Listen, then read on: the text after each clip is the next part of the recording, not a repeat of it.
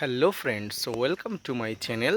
দেশ এবং দেশের বাইরে থেকে যারা আজকে আমার ভিডিওটি কন্টিনিউ করেছেন প্রত্যেককে gardener TRIPS with Kamal YouTube চ্যানেলে স্বাগতম। তো ফ্রেন্ডস, আজকে আমি একটু ডিফারেন্ট ধর্মী ভিডিও নিয়ে আলোচনা করব। আজকের যে ভিডিওটি সেটি অত্যন্ত গুরুত্বপূর্ণ এবং তাৎপর্যপূর্ণ প্রত্যেক ছাদ বাগানীদের, বিশেষ করে এই প্রচণ্ড গরমে। দেখুন, প্রায় জুলাই মাসের 10 থেকে 12 তারিখ চলে এসছে।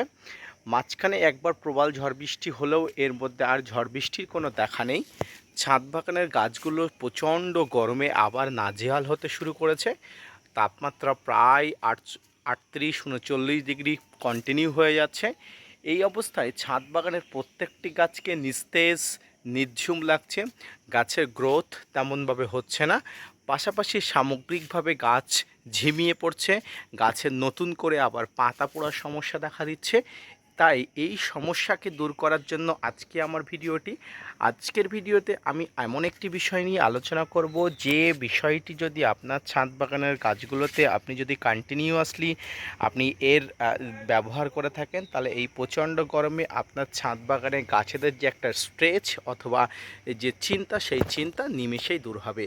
তো কী সেই জিনিস, কিভাবে ব্যবহার করতে হয়, সব নিয়ে থাকছে আজকের ভিডিওটি। মনোযোগ সহকারে ধৈর্য নিয়ে দেখতে থাকুন।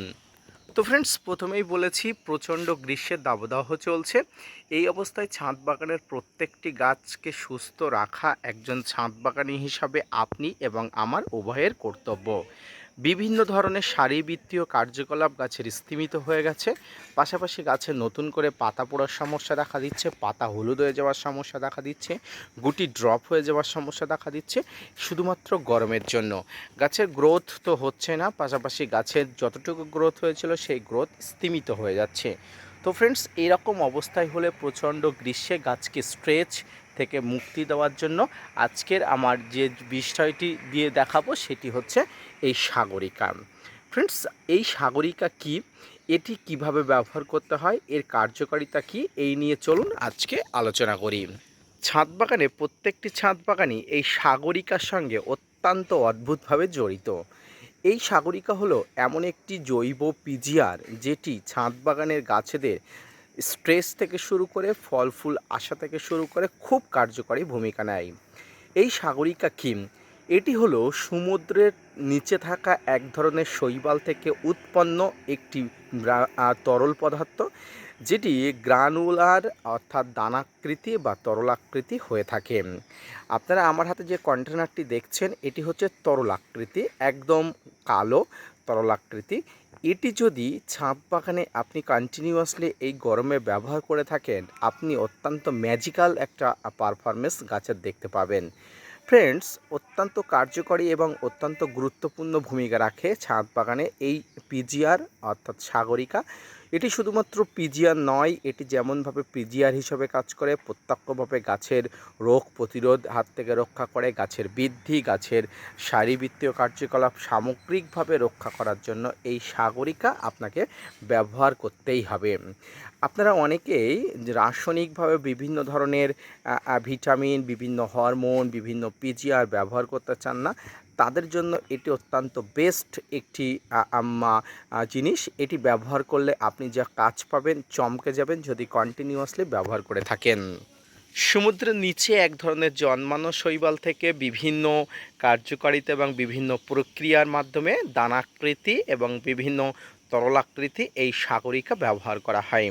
আপনারা এই সাগরিকা যদি 15 দিনে একবার করে অর্থাৎ মাসে 2 বার করে আপনার সমস্ত ছাদ বাগানে গাছেদের উপরে প্রয়োগ করেন, আপনি যে ফল পাবেন সত্যি চমকপ্রদাহ ফল পাবেন। আমি আমার ছাদ বাগানে অত্যন্ত রাসায়নিকের ব্যবহার কমিয়ে দিয়ে বর্তমানে এইটি ব্যবহার করছি, এবং আপনারা আমার ছাদ বাগানের গাছগুলোর অবস্থা দেখুন, খুব সুন্দর আছে এই গরমে।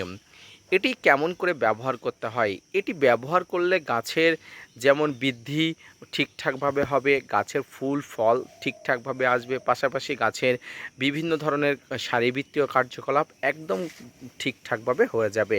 তো ফ্রেন্ডস, এটি 1 লিটার জলে আপনারা 1.5 থেকে 2 ml, এটি যদি প্রয়োজনে বেশিও নেওয়া যায় কোনো ধরনের অসুবিধা হবে না, কারণ এটি জৈবিক। এই জৈব পদ্ধতিতে আপনি যদি ব্যবহার করে থাকেন, তাহলে অত্যন্ত বেশি হয়ে গেলেও কোনো অসুবিধা নেই। তো 1 লিটার জলের 1.5 থেকে 2 ml নিয়ে আপনার ছাদ বাগানের গাছগুলোকে 15 দিনে যদি একবার করে আপনি স্প্রে করে দেন, দেখবেন খুব ভালো কাজ পাবেন। আপনারা যারা বিভিন্ন ধরনের রাসায়নিক পদার্থ, বিভিন্ন ধরনের পিজিআর কন্টিনিউয়াসলি ব্যবহার করে যান, তারা একটা ভয় করেন যে এই জিনিসগুলো যদি পরিমাণে বেশি হয়ে যায় তাহলে কি হবে।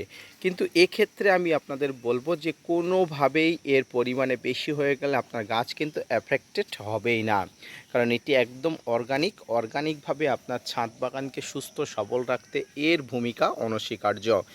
প্রচণ্ড গ্রীষ্মে গাছের পাতাগুলো যখন শুকিয়ে যাচ্ছে, গাছের পাতাগুলো যখন পুড়ে যাচ্ছে, গাছগুলো যখন স্তিমিত হয়ে যাচ্ছে, ঝিমিয়ে যাচ্ছে, তখন ব্যবহার করে দেখুন না একবার, এটি আপনি নিজেই বুঝতে পারবেন যে কতটা কার্যকরী এবং কতটা গুরুত্বপূর্ণ। ফ্রেন্ডস, এটি ব্যবহার করার পরে যদি বৃষ্টি এসে যায় তাহলে কিন্তু আপনাকে আবার ব্যবহার করতে হবে, অর্থাৎ ব্যবহারের যদি 3-4 ঘন্টার মধ্যে বৃষ্টি চলে আসে আপনারা ব্যবহার করতে পারেন। এটি ব্যবহারের নিয়ম 1 লিটার জলে প্রায় 1.5 থেকে 2 ml খুব সকালবেলা ব্যবহার করতে হবে। আমি কয়েক মুহূর্ত আগে পর্যন্ত এটি ব্যবহার করেছি, অর্থাৎ কয়েক মুহূর্ত আগে, ভিডিওটি শ্যুট করার আগের মুহূর্তে আমি ব্যবহার করেছি। আপনারা অবশ্যই দেখতে পাচ্ছেন আমার গাছ এখনও পাতাগুলো ভিজে আছে। কয়েক মুহূর্তে আগে আমি গাছে ব্যবহার করেছি এবং তারপর আপনাদের সঙ্গে শেয়ার করার উদ্দেশ্যে আজকের ভিডিওটি শ্যুট করা।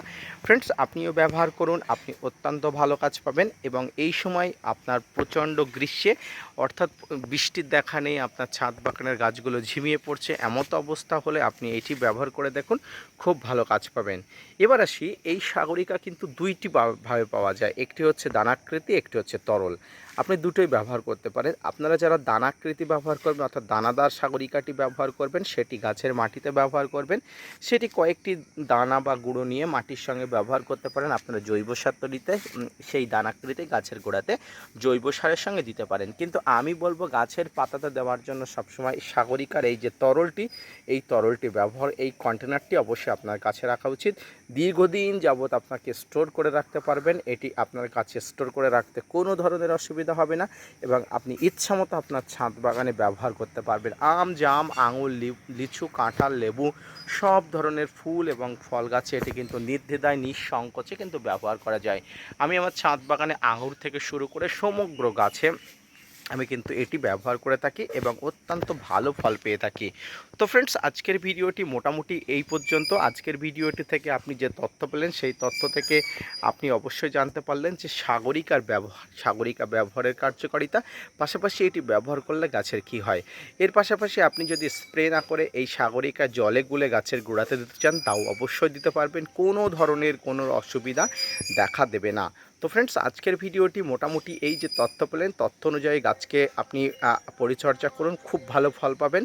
পাশাপাশি আপনার ছাদ বাগানকে আপনি সুস্থ সবল এবং রাখতে পারবেন। তো ভিডিওটি মনোযোগ সহকারে ধৈর্য নিয়ে দেখার জন্য অসংখ্য ধন্যবাদ। ফিরে আসি নতুন কোনো ভিডিও নিয়ে, ততক্ষণের সঙ্গে থাকবেন। ধন্যবাদ।